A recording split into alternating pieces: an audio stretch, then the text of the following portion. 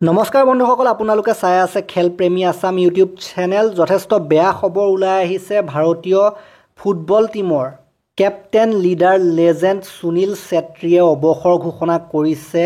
তেখেতক আৰু কোনো দিনে ফুটবল খেলা দেখা নাযাব।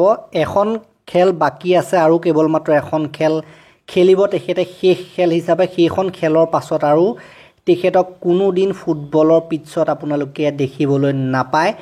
এক্স যোগে ছ'চিয়েল মিডিয়া প্লেটফৰ্ম এক্স যোগে তেখেতে ভিডিঅ' প্ৰেৰণ কৰি এই অৱসৰৰ কথা ঘোষণা কৰে আৰু ইয়াৰ পাছত ভাৰতীয় ফুটবলৰ সমৰ্থকসকলৰ মাজত দুখৰ বন্যা বৈছে বুলি ক'ব লাগিব। সকলোৱে মানি ল'ব পৰা নাই যে ভাৰতৰ সৰ্বকালৰ সৰ্বশ্ৰেষ্ঠ ফুটবলাৰ যি নেকি লিঅ'নেল মেছি আৰু ক্ৰিষ্টিয়ানো ৰনাল্ডোৰ লগত একেটা শাৰীতে অধিষ্ঠিত হৈছিল আন্তঃৰাষ্ট্ৰীয় গ'ল স্ক'ৰাৰৰ ক্ষেত্ৰত, সেইজন সুনীল ছেত্ৰীয়ে এতিয়া বিদায় মাগিবলৈ ওলাইছে ফুটবল জগতৰ পৰা। গতিকে ইয়াতকৈ আৰু দুখৰ কথা একো থাকিব নোৱাৰে ভাৰতীয় ফুটবল সমৰ্থকসকলৰ বাবে।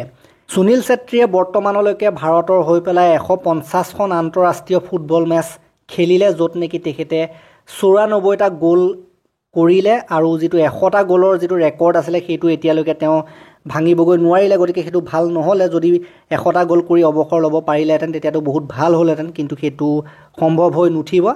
সুনীল ছেত্ৰীয়ে এক্সৰ যোগে যিটো ভিডিঅ' প্ৰেৰণ কৰিলে, ছ'চিয়েল মিডিয়া হেণ্ডেলৰ জৰিয়তে যিটো ভিডিঅ' প্ৰেৰণ কৰিলে, তাত এটা কথাই কৈছে যে তেখেতে আৰু এখন খেল খেলিব 6 জুনত কুৱেইটৰ লগত যিখন খেল হ'ব ভাৰতৰ ফিফা বিশ্বকাপৰ যোগ্যতা অৰ্জনকাৰী খেল, সেইখনতে তেখেতে শেষবাৰৰ বাবে খেলিব। সেইখনেই হ'ব তেখেতৰ ফুটবল জীৱনৰ শেষৰখন খেল। 6 জুনৰ 7 বজাত সেইখন খেল হ'ব চল্ট লেক ষ্টেডিয়ামত। গতিকে এবাৰ শেষবাৰৰ বাবে সুনীল ছেত্ৰীক ফুটবলৰ খেলপথাৰত চাবলৈ আপোনালোকে প্ৰস্তুত হওক। এজন প্ৰকৃত ভাৰতীয় ফুটবল টীমৰ সমৰ্থকে এইটো কেতিয়াও সহজভাৱে ল'ব নোৱাৰে যে সুনীল ছেত্ৰী একেবাৰে ফুটবলৰ পৰা আঁতৰি যাব। কেতিয়াও এইটো বিশ্বাসো কৰিব নোৱাৰে, কেতিয়াও তেওঁলোকে ভবাও নাই কোনো ফুটবল সমৰ্থকে। কিন্তু এইটো সঁচা, এইটো সত্য, কাৰণ তেখেতে নিজেই এইটো কথা ক'লে। গতিকে যথেষ্ট দুখজনক কথা। এইটোত আপডেট ইমানেই আছিল। লাইক কৰিব, শ্বেয়াৰ কৰিব। চেনেলটোলৈ নতুনকৈ আহিছে যদি ছাবস্ক্ৰাইব কৰি ঘণ্টাটো দবাই থৈ যাবলৈ নাপাহৰিব। ধন্যবাদ।